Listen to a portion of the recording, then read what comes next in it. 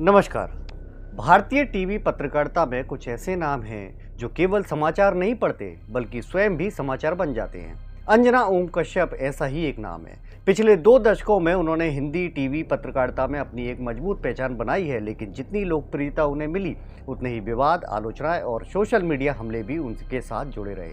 आज स्थिति यह है कि उनका कोई भी चर्चित बयान कुछ ही घंटों में राष्ट्रीय बहस का विषय बन जाता है। अंजना ओम कश्यप का जन्म रांची में हुआ और उन्होंने दिल्ली विश्वविद्यालय से शिक्षा प्राप्त की।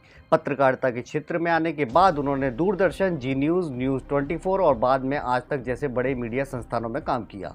चुनावी कवरेज, राजनीतिक बहसों और आक्रामक एंकरिंग शैली ने उन्हें हिंदी समाचार जगत की सबसे चर्चित एंकरों में शामिल कर दिया। उनकी पहचान एक ऐसी एंकर के रूप में बनी जो बहस के दौरान अपने सवालों को तीखे अंदाज में रखने से नहीं हिचकती। यही आक्रामक शैली उनके समर्थकों के लिए उनकी सबसे बड़ी ताकत और आलोचकों के लिए उनकी सबसे बड़ी कमजोरी रही है।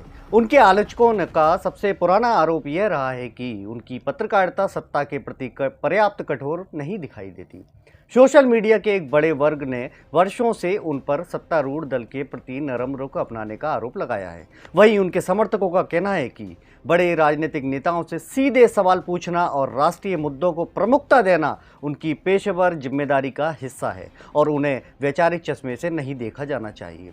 भारतीय मीडिया के बढ़ते राजनीतिक ध्रुवीकरण के बीच अंजना ओम कश्यप उन पत्रकारों में शामिल हो गई जिनकी हर रिपोर्ट, हर बहस और हर टिप्पणी को राजनीतिक नजरिए से परखा जाने लगा। वर्ष 2019 के बिहार के मुजफ्फरपुर अस्पताल के आईसीयू में की गई रिपोर्टिंग ने उन्हें पहली बार बड़े राष्ट्रीय विवाद के केंद्र में ला दिया। बच्चों की मौतों के बीच अस्पताल के भीतर डॉक्टरों से तीखे सवाल पूछने के उनके तरीके की आलोचना हुई। चिकित्सा समुदाय के एक वर्ग ने इसे अनुचित बताया, जबकि समर्थकों ने इसे जवाबदेही तय करने वाली पत्रकारिता कहा। इसके बाद राजनीतिक बहसों में उनकी शैली को लेकर लगातार विवाद उठते रहे और सोशल मीडिया पर वे ट्रोलिंग का स्थायी विषय बन गई। वर्ष 2025 में महर्षि वाल्मीकि से जुड़ी कथित टिप्पणी को लेकर पंजाब में उनके खिलाफ प्राथमिकी दर्ज होने की खबरें सामने आई। वाल्मीकि समाज के कुछ संगठनों ने इसे अपमानजनक बताया, जबकि संबंधित पक्षों का कहना था कि वीडियो को संदर्भ से काटकर प्रस्तुत किया गया। इस घटना ने एक बार फिर यह प्रश्न खड़ा किया कि डिजिटल युग में कुछ सेकंड की क्लिप किस प्रकार व्यापक सामाजिक विवाद का रूप ले सकती है। लेकिन हाल ही का सबसे चर्चित विवाद YouTube शिक्षकों और कोचिंग संस्कृति से जुड़ा है। एक टीवी बहस के दौरान अंजना ओम कश्यप ने कुछ ऑनलाइन शिक्षकों की योग्यता, उनकी मंशा और उनके बढ़ते प्रभाव पर सवाल उठाए। उनकी टिप्पणी को अनेक लोगों ने शिक्षकों का अपमान माना, जबकि कुछ लोगों का तर्क था कि वे शिक्षा के बढ़ते व्यावसायीकरण की ओर ध्यान आकर्षित कर रही थी। विवाद ने देखते ही देखते राष्ट्रीय बहस का रूप ले लिया। लाखों छात्रों, ऑनलाइन शिक्षकों और सोशल मीडिया उपयोगकर्ताओं ने तीखी प्रतिक्रिया व्यक्त की। कई प्रसिद्ध शिक्षकों ने सार्वजनिक रूप से इसका विरोध किया और कहा कि डिजिटल शिक्षा ने उन विद्यार्थियों तक अवसर पहुंचाए हैं जो महंगी कोचिंग का खर्च वहन नहीं कर सकते। यहीं से बहस केवल अंजना ओम कश्यप बनाम YouTube शिक्षक तक सीमित नहीं रही, बल्कि शिक्षा व्यवस्था की वास्तविक चुनौतियों पर भी केंद्रित होने लगी। भारत में शिक्षा को सदियों से ज्ञान, संस्कार और सामाजिक परिवर्तन का माध्यम माना गया है। शिक्षक केवल विषय विशेषज्ञ नहीं बल्कि चरित्र निर्माता समझे जाते रहे हैं। किंतु पिछले कुछ दशकों में प्रतियोगी परीक्षाओं की बढ़ती संख्या, सरकारी नौकरियों की होड़ और सफलता की तीव्र प्रतिस्पर्धा ने शिक्षा के स्वरूप को बदल दिया है। कोचिंग उद्योग अब के एक विशाल आर्थिक क्षेत्र बन चुका है जिसकी पहुंच देश के लगभग हर राज्य और शहर तक है। आज अनेक परिवार यह मानने लगे हैं कि बिना कोचिंग के किसी प्रतियोगी परीक्षा में सफलता संभव नहीं है। छोटे शहरों और गांव के हजारों विद्यार्थी कोटा, प्रयागराज, दिल्ली, पटना और अन्य कोचिंग केंद्रों की ओर पलायन करते हैं। अभिभावक अपनी आय का बड़ा हिस्सा कोचिंग पर खर्च करते हैं।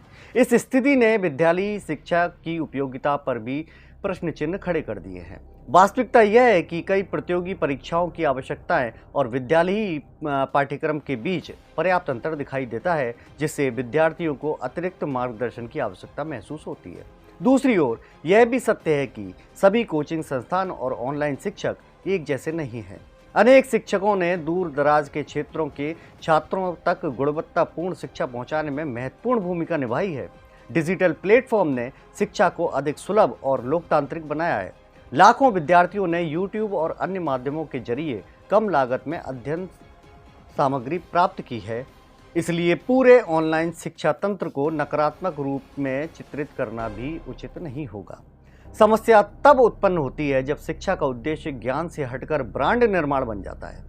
सोशल मीडिया के दौर में कुछ शिक्षक स्वयं एक ब्रांड के रूप में स्थापित हो चुके हैं। विशाल होर्डिंग, आक्रामक विज्ञापन, व्यक्तिगत प्रचार और सफलता की चुनिंदा कहानियों का प्रदर्शन यह प्रश्न खड़ा करता है कि शिक्षा का केंद्र विद्यार्थी है या शिक्षक की लोकप्रियता। कई बार यह आभास दिया जाता है कि किसी विशेष शिक्षक या कोचिंग संस्थान से जुड़ना ही सफलता की गारंटी है, जबकि वास्तविकता में सफलता का आधार विद्यार्थी की मेहनत, अनुशासन और समय प्रबंधन और मानसिक दृढ़ता होती है। संभवतः अंजना ओम कश्यप के बयान का सबसे महत्वपूर्ण पहलू यही था कि उसने इस छिपी हुई बहस को सार्वजनिक मंच पर ला दिया। हालांकि उनके शब्दों की आलोचना हुई और अनेक लोगों ने उन्हें अनुचित माना, लेकिन इससे यह चर्चा अवश्य शुरू हुई कि क्या शिक्षा के क्षेत्र में व्यक्ति पूजा और ब्रांडिंग का प्रभाव अत्यधिक बढ़ गया है। क्या सफलता को एक उत्पाद की तरह बेचा जा रहा है? क्या विद्यार्थी और अभिभावकों को यह विश्वास दिलाया जा रहा है कि कोचिंग ही सफलता की एकमात्र कुंजी है? उनके हालिया बयान के बाद एक नया विमर्श भी सामने उभर कर आया। सोशल मीडिया पर अनेक लोगों ने यह आरोप लगाया कि जिस समय प्रतियोगी परीक्षाओं की पारदर्शिता, कोचिंग उद्योग के बढ़ते प्रभाव और शिक्षा के व्यवसायीकरण पर गंभीर प्रश्न उठ रहे हैं, उस समय यूट्यूब शिक्षकों को निशाना बनाना कहीं ना कहीं उन शक्तिशाली आर्थिक हितों को लाभ पहुंचाता है जो शिक्षा को एक बड़े उद्योग के रूप में संचालित करते हैं।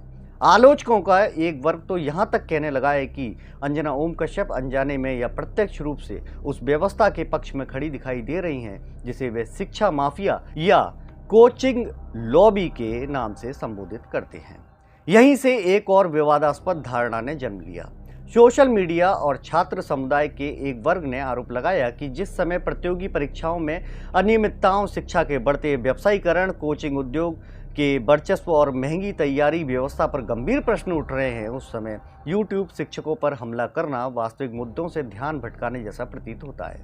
उनके विरोधियों ने सोशल मीडिया पर यह धारणा भी व्यक्त की कि अंजना ओम कश्यप अब शिक्षा माफियाओं के निशाने पर नहीं बल्कि उनके नैरेटिव के करीब खड़ी दिखाई दे रही हैं। हालांकि इन आरोपों के समर्थन में कोई प्रत्यक्ष और सार्वजनिक प्रमाण उपलब्ध नहीं है तथा न ही अंजना ओम कश्यप का किसी कथित शिक्षा माफिया या कोचिंग लॉबी से संबंध सिद्ध हुआ है। इसलिए पत्रकारिता की दृष्टि से इन्हें तथ्य नहीं बल्कि उनके आलोचकों द्वारा व्यक्त की जा रही धारणाओं के रूप में ही देखा जाना चाहिए। दूसरी ओर उनके समर्थकों का कहना है कि उन्होंने केवल शिक्षा के क्षेत्र में बढ़ती ब्रांडिंग, व्यक्ति पूजा और कुछ स्वयंभू विशेषज्ञों की प्रवृत्ति पर सवाल उठाए थे, न कि पूरे ऑनलाइन शिक्षा तंत्र पर। यही कारण है कि यह विवाद अब केवल एक पत्रकार और कुछ यूट्यूब शिक्षकों के बीच का टकराव नहीं रह गया बल्कि शिक्षा, मीडिया, राजनीति और आर्थिक हितों के जटिल संबंधों पर राष्ट्रीय बहस का विषय बन गया है। इन प्रश्नों के उत्तर सरल नहीं है। एक ओर ऐसे शिक्षक हैं जिन्होंने लाखों युवाओं का भविष्य संवारा है, दूसरी ओर शिक्षा के नाम पर चल रहे आक्रामक प्रचार और व्यावसायिक प्रतिस्पर्धा की वास्तविकता भी मौजूद है। यही कारण है कि अंजना ओम कश्यप का बयान केवल एक विवाद नहीं बल्कि भारतीय शिक्षा व्यवस्था, कोचिंग संस्कृति और डिजिटल युग की नई चुनौतियों पर राष्ट्रीय बहस का माध्यम बन गया।